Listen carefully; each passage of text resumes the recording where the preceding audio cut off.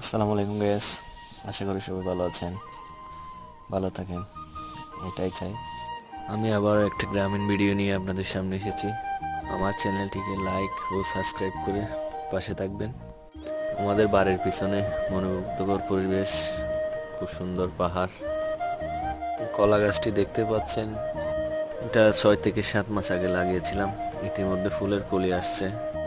আশা করি আগামী সপ্তাহের ভিতরে সম্পূর্ণ কলিটি বড় হয়ে যাবে। এই বছরে অনেকগুলো লিচু ধরেছে, ইতিমধ্যে অনেক লিচু খাওয়া হয়ে গেছে। বাম্পার ফলন হয়েছে এবার লিচু গাছে। দেখেন আপনারা কতগুলো লিচু ধরা আছে গাছে, এখনো প্রায় অনেকগুলো লিচু আছে। লিচু গাছটার বয়স